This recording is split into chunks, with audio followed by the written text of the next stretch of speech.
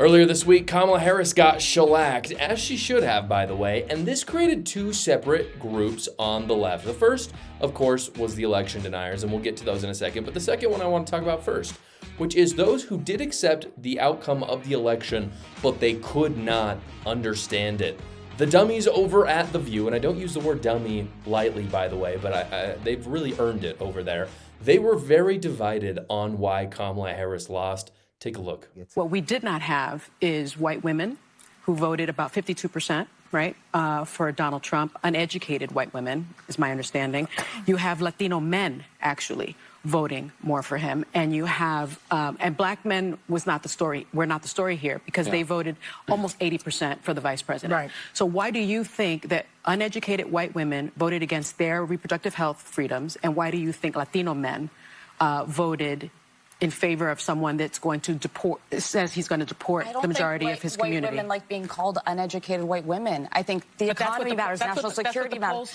But when you put people in these boxes, I think that's a takeaway from this race. Bingo. As I've said on this show forever, Democrats actually hate you, and they actually hate America, and that was so prevalent after the election was called for Donald Trump. You had people on X. If you're on X, you know what I'm talking about, and if you're not on X, you need to go download it right now because it's awesome. People on X were talking about how stupid, this is people on the left, by the way, this is not people on the right, but Democrats were saying how stupid women were, how stupid black men were, how stupid Latinos were, Native Americans. Native Americans voted like 79% for Trump, by the way. I don't know if you knew that. It's kind of crazy. They're saying how stupid these people are. And they talked about how they hoped, this is crazy, by the way, this is so crazy. They talked about how they hoped women who voted for Trump would be sexually assaulted and not be able to get an abortion. That because of the fact that they voted for someone who overall is pro-life, even though, again, he's not pushing for any pro-life legislation on the federal level, that's a conversation for a different day. They literally wanted the women who voted for him to be the R word. I can't say it on YouTube, unfortunately, because of the fact that they're anti-abortion. That's awful stuff. And then they wonder why those people don't vote for them. That's what's so crazy, right? Is Democrats will say those things about people, and then come the election 4 years later, they'll be like, come vote for us. Why didn't they vote for us? It's because Democrats never cared about you. They just cared about your vote. And let me give some credit to Americans because they actually saw through it this time. I've talked about it on the past on the show. I'm not always 100% convinced that Americans are smart enough to see through the BS. I'm still not fully convinced, by the way. I mean, you look at it and it's like, okay, the popular vote went 51% for Donald Trump. Is that a good thing? Yes. Am I very happy the fact that he won 312 electoral votes? Yes, even though he technically hasn't won them yet, by the way, because Arizona and Nevada don't know how to run an election. But in any case, he's going to win 312 electoral votes. Am I happy about that? Yes. Do I think it's crazy that 47% of America voted for Kamala Harris? Yeah, I do. So again, I'm not fully convinced that Americans aren't stupid sometimes, but this time the majority of them were not. And a lot of people have asked me why I think that Kamala Harris lost. And this was a big part of it. The hate, them seeing through the BS, them seeing, oh yeah, Democrats don't really care about me anymore. That's a big part of it. But there are also two other key factors I want to talk about. I feel like people aren't talking about this. I watch a lot of media on the left and the right. People aren't really talking about why Kamala Harris lost or why Donald Trump won. I actually think it's very simple. It's kind of boring. Maybe that's why they're not talking about it. But I'll tell you the first reason. The first reason is that, and again, everyone they predicted this, but they're not actually saying it after the fact. People, it's as simple as people were depressed over the last 4 years about two things, really. The economy and immigration. That's what it can, and they're linked, by the way. But one of the big reasons why people don't want rampant immigration is because of what it does to our economy. That's, again, a conversation for another day. But people were stressed about that. They saw how disastrous it was under Democrats, and they trusted Trump to fix it. Very simple. That's what people have been saying for a long time. And rightfully so that they thought this way. Here's the thing that's really interesting about that, though. I was in D.C. I was in Washington, D.C. during the whole election. I was there like 3 days prior, and I got back last night. So I've been there for the aftermath of all of it. I think that Democrats who voted for Kamala Harris actually believe that Trump will fix it. I actually believe that they think they'll fix immigration, that he will fix the economy. And the reason why I say that is because in Washington, D.C. this week, I was waiting for the protests. You might have noticed there wasn't much posted on my channel about it. The reason why, guys, is because nothing was happening. Before the election, there were some tentative feelings. Businesses were boarding up. Obviously, they were expecting something. And again, I was expecting a Trump victory. And so when it came, I was like, well, bring on the storm. Nothing happened. The city was still. And when you went and talked to people about it, the analogy that they used was that it was like they were in mourning. They were quietly sad about it. But here's the thing. I actually don't think that's why. I think the reason why is because I think that even the people who voted for Kamala Harris, they saw that Trump won and thought to themselves, well, he wasn't my first choice, but at least I know the economy is going to go well. I think even they believed that. So that's the first reason. I think it is that simple. The second reason is, and by the way, the economy, on the economy side, I'll do another video about this in the future. The business world is ecstatic right now. You'll notice the stock market is exploding. The business side of things is very, very happy about Donald Trump right now.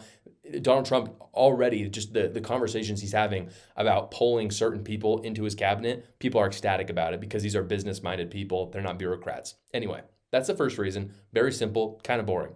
Second reason is honestly equally simple and boring. It's that the Republican Party played by the same rules as Democrats this time. And when I say that, what I mean is that the ground game was there. Republicans ballot harvested, guys. Pennsylvania, why did Pennsylvania go? I don't know if you've been on X, you've been seeing this. There were some dope people who freaking won the election for Donald Trump. And it's not that Donald Trump didn't do it. He helped coordinate these people, but they were on the ground, knocking doors, ballot harvesting. Again, I don't think ballot harvesting should be legal, but if it is, you got to do it if the Democrats are doing it. And that's why they won.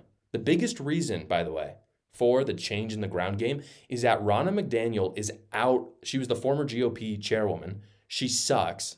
She's out, and now the Trumps are in charge, and they actually know how to win elections, which again is kind of crazy considering the fact that they're not career politicians. Like you've got, I think Laura Trump is in charge. Hopefully I didn't get the wrong Trump, but maybe I did. Is in charge. She's the co-chairwoman, I believe, of the GOP now. And yeah, she did a good job. She's an outsider. She just knows how to run a business. She's running the GOP like you run a business. You don't just get to go to your shareholders and say, oh, we didn't do good this time. You're fired. You're fired. In the words of Donald Trump, you're fired. That's not how it works. In government, you suck at your job, you get to keep it for 30 years. That's certainly what happened with Ronna McDaniel. Wasn't in for 30 years, but she failed like 3 elections and she stayed in. Why? I don't know. She's out. It's awesome.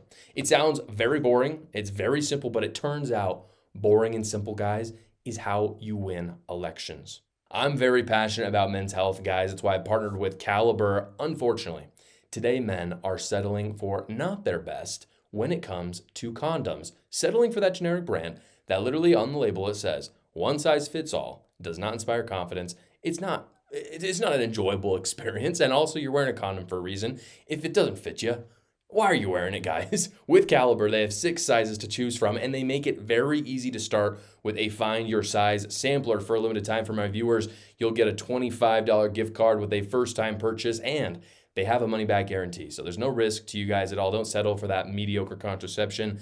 Caliber is 5 times tested for maximum comfort, skin sensitivity. Join the thousands of customers who are improving their sexual fitness with Caliber. The link is in the description below, guys. You'll get that find your size sampler. And of course, there's a money back guarantee, and you get that $25 gift card as well. So again, you might as well go check it out. Again, link is in the description below. Before Trump won the presidency on election night, Democrats came out and they said the election was stolen. It was like 9 p.m. At that point, I was feeling pretty good. I think most of you were probably feeling pretty good too, because at that point, North Carolina had been called for Trump. Georgia was pretty much on its way. You looked at the blue wall states, which really ought to be called the red wall states at this point. We're looking good for Trump as well. They kind of knew it was over. The momentum was not with Kamala Harris.